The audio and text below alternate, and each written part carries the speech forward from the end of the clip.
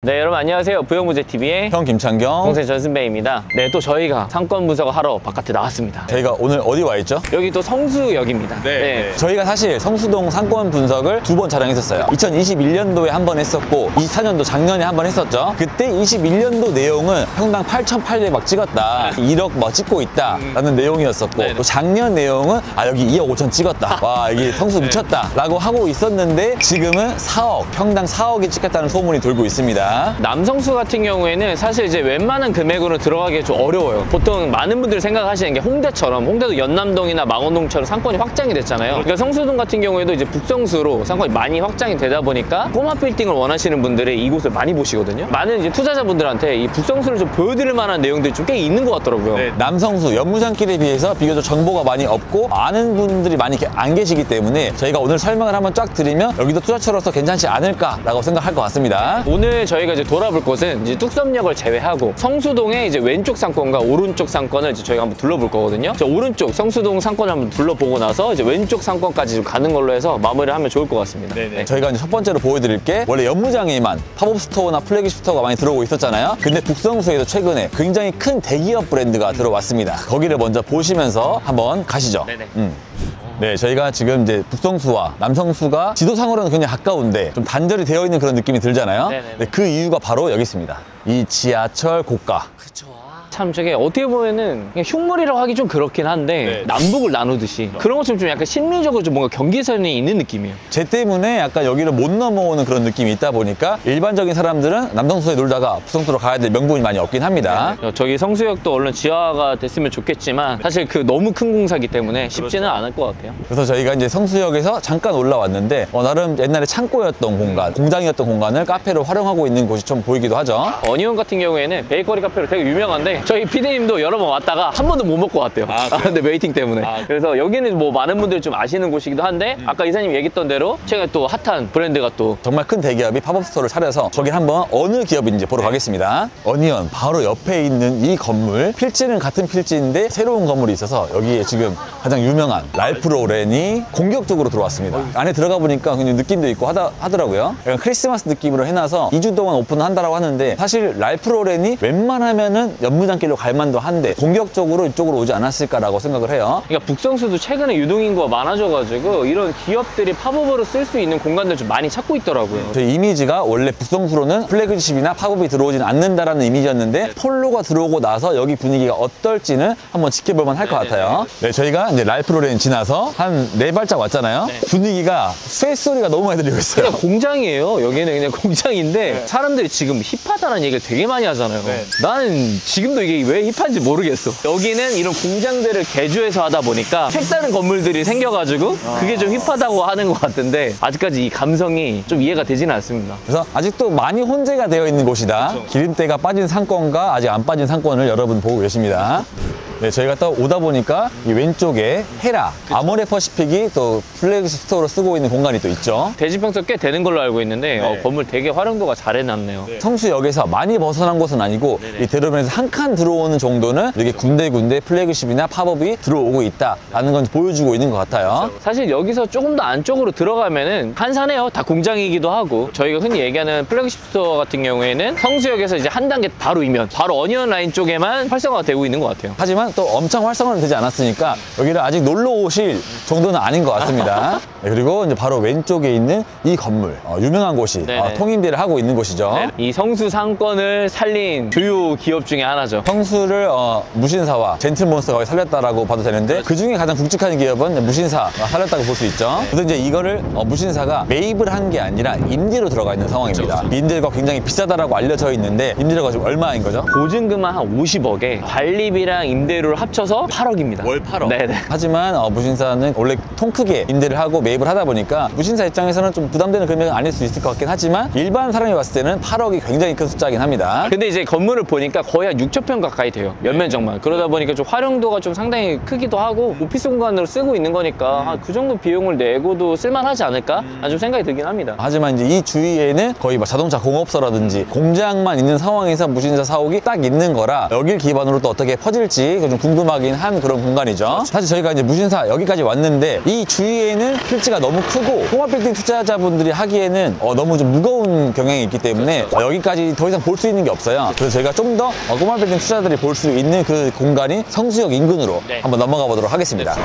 네, 지금 저희는 성수역 1번 출구 쪽에 나와 있고 여기 상권이 제가 봤을 때는 처음에 제일 메인 상권이었던 걸로 알고 있거든요. 성수역의 북성수 지역에서는 가장 메인인 상권인 거죠. 많은 분들이 좀 아시기에는 이제 성수족발 라인이라고 많이들 말씀해 주셨는데 최근에 또 엄청난 또 거래가 있어가지고 이렇게 좀 소개를 한번 해보려고 합니다. 바로 저 뒤에 있는 대로변 코너 건물이 거래가 되었죠. 저기 이제 매매 금액이 이제 230억에 거래가 됐거든요. 소유권 이전일이 최근 25년 9월 30일 날에 소유권 이전이 됐는데 대지 평당 금액이 1억 9천이에요. 대지 평수가 120평이거든요. 그러니까 저 건물이 어떻게 보면 엄청 저렴하게 이제 거래가 된 재건축 부지였던 거죠. 4년 전까지만 하더라도 이 대로변이 한 8천에도 거래가 되는 사례가 있었는데 그에 비해 많이 오르기는 했지만 건너편에 있는 연무장길 3억, 4억 하는 거에 비해서 반값으로 거래가 된 거죠. 또 여기를 개발을 할 그런 계획이 있다라고 하면 랜드마크 건물이 될 것 같기는 한데 이걸 누가 매입을 했죠?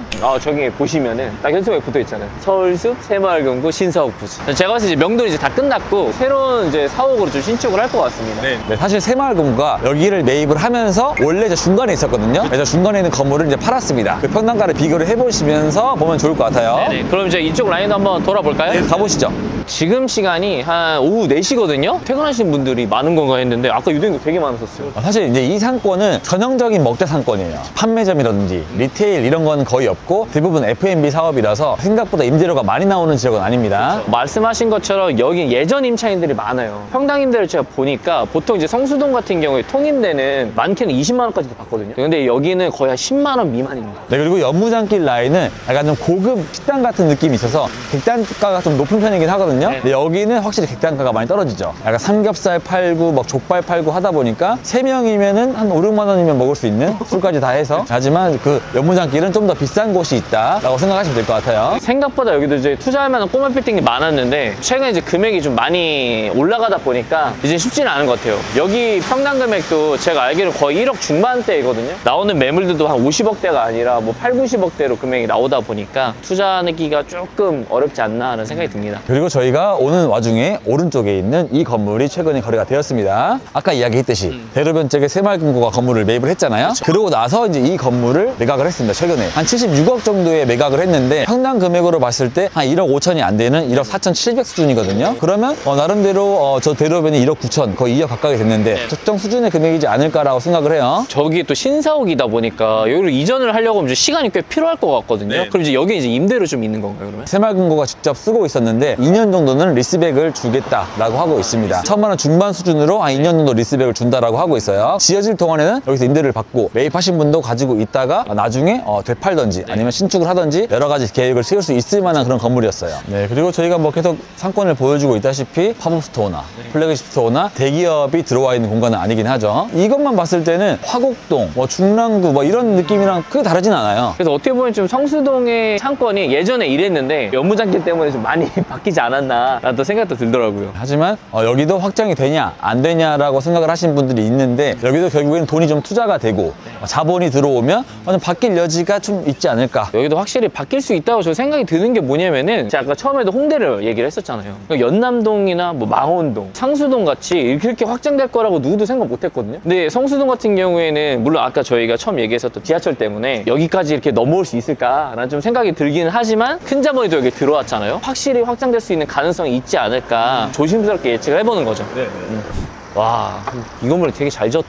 그러니까 이런 건물도 신축이 되고 있는 공간이긴 한 거죠. 하지만 여기에 걸맞는 임차는 아직 안 들어오고 있는 상황이긴 한데 저기 보시면 이 건물에 막 팝업, 대관, 문이라고 써있긴 하거든요. 하지만 그런 유명한 팝업은 아직까지는 안 들어오고 있고 대관 정도 소규모 기업들이 쓰고 있는 정도는 나오고 있다. 하지만 여기가 대기업이 들어오는 순간부터 좀 많이 바뀌지 않을까라고 생각을 합니다. 네, 그리고 저희가 지금 가고 있는 이곳이 북성수를 살리냐 마냐, 촉매제 역할을 하냐 마냐의 건물을 가고 있습니다. 저는 저는 여기를 항상 좋게 봤었던 게 여기도 보면 이제 도로가 되게 넓잖아요, 선생님. 중공업 지역이기도 하고 그리고 또 유동인구도 되게 많아요. 지식산업센터로 또 연결도 되는 곳이어가지고 지금 딱 보이는 이 건물이거든요. 근데 이렇게 큰 건물을 투자했다고? 야, 이런 생각이 좀 많이 들었어요. 바로 이 뒤에 있는 부지가 지금 철거를 준비를 하고 있죠. 이 부지가 이제 굉장히 유명한 부지였던 게 태영건설을 워크아웃 시킨 망하게 한 그 부지입니다. 태영건설이 예전에 여기를 1,600억에 매입을 해서 결국 개발을 하지 못하고 워크아웃을 신청했던 그 부지인 거죠. 그러고 나서 한 2년이 지난 올해에 1,500억에 새로운 업체가 매수를 하게 됩니다. 그 매수의 주체가 아까 말한 유명 패션 기업이 이제 매입을 한 거고요. 예전에 제가 알기로는 여기가 유명한 그 창미공장이라고 하는 이제 그 공장이 있었던 터거든요. 이 정도 부지면 그 건대구역에 커먼그라운드 있잖아요. 그 정도로 좀 뭔가 만들 수 있지 않을까라는 좀 생각이 들더라고요. 네, 하지만 커먼그라운드는 건물을 올릴 바에는 가성비 있게 컨테이너로 이제 했지만 여기는 제가 봤을 때 건물을 싹 올려서 1층, 2층에는 본인들의 의류기업을 넣고 패션의 성지를 만들지 않을까라는 그런 기대감이 있기 때문에 그거를 아는 몇몇 투자자분들은 이쪽으로 땅을 사고 있는 소식이 들리더라고요. 아, 여기가 북성수의 화두가 될 만한 그런 지역은 맞다라는 걸 말씀드리고 싶습니다. 네, 그러니까 창미공장 이 앞에가 넓은 도로예요. 넓은 도로고 나름 쾌적한 도로긴 한데 아직 주위를 보면은 구수한 그런 임차인들이 아직도 있기 때문에 아직 개발이 되거나 무언가 입점이 된 그런 상황은 아니긴 하거든요. 거의 대부분 음식점 아니면 카페, 편의점들이 좀 들어가는 상권이어가지고 앞으로 뭐 개발하려고 하면은 조금 시간이 걸릴 수는 있을 것 같아요. 근데 제 생각에는 아래에 있는 남성수 같은 경우도 되게 급격하게 발전했잖아요. 여기도 빠르게 발전할 수 있는 요지가 있지 않을까. 보면은 낡은 건물이 되게 많아요. 그러니까 어떻게 보면은 저희 중개인 눈으로 봤을 때 요리할 만한 건물이 꽤 많아서 투자자들이 달려들지 않을까라는 좀 생각도 많이 들더라고요. 네, 그리고 비교적 여기 평당가가 연무장길보다는 훨씬 저렴하기 때문에 여기로 눈을 돌릴 수 있지 않을까라고 생각을 합니다. 네. 이렇게 이제 북성수를 한 바퀴 돌아봤잖아요. 네. 북성수는 뚝섬까지 가기에는 아직 거기에는 뭔가 포인트 될 만한 게 없어서 여기서 마무리하도록 하겠습니다.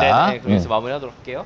네, 오늘 좀 저희가 남성수가 아닌 북성수 상권을 좀 많이 돌아봤거든요. 저희한테 좀 많은 고객분들 질문하는 것 중에 하나가 지금 북성수를 들어가도 괜찮나요? 라는 질문을 되게 많이 해주세요. 그래서 저는 투자를 하기에도 정말 괜찮은 건물들이 꽤 많다고 생각이 드는데 이사님 오늘 어떠셨어요? 비교적 심리적으로 정말 연무장길보다는 저렴하기 때문에 그게 어느 정도 넘어오지 않을까라는 그런 생각을 하고 있습니다. 저희가 지금 엔딩을 마텐킵 플래그십 스토어 앞에서 하고 있잖아요. 북성수에서 정말 외진 지역에 있는데도 불구하고 이렇게 들어와서 있는 거거든요. 이런 걸 보면은 3년 뒤에는 좀 더 플래그십이나 팝업이 들어오지 않을까라는 그런 기대감을 가지고 있는 거죠. 지금도 이제 안쪽에 있는 싼 건물들이 이제 거래가 되고 있긴 하잖아요. 평당금이 좀 저렴하면서 한 6, 70억대 건물들이 좀 거래가 되는데 그런 건물들은 조금 저는 위험하지 않나라는 좀 생각도 들긴 하더라고요. 무조건 성수동이니까 그에 편승해서 무지성 투자를 하는 거는 위험하다라고 생각을 하지만 성수역 인근에 있는 정도로 투자를 하면은 그래도 싸게 사면 괜찮지 않을까라고 생각을 합니다. 지금도 뭐 남성수 쪽을 많은 분들이 원하시겠지만 북성수 쪽도 제가 봤을 때는 투자할 만한 건물들이 꽤 있기 때문에 그런 건물들도 좀 잘 잡아서 향후에 어떻게 운영할지가 좀 가장 관건일 것 같아요. 네, 그럼 저희가 북성수를 한번 다 돌아봤는데 영상은 여기서 마무리하도록 하고 이 영상을 보시면서 좀 도움이 되셨으면 좋겠어요. 네, 그럼 전 나중에 다시 더 흥미있는 상권으로 나타나도록 하겠습니다. 그럼 안녕.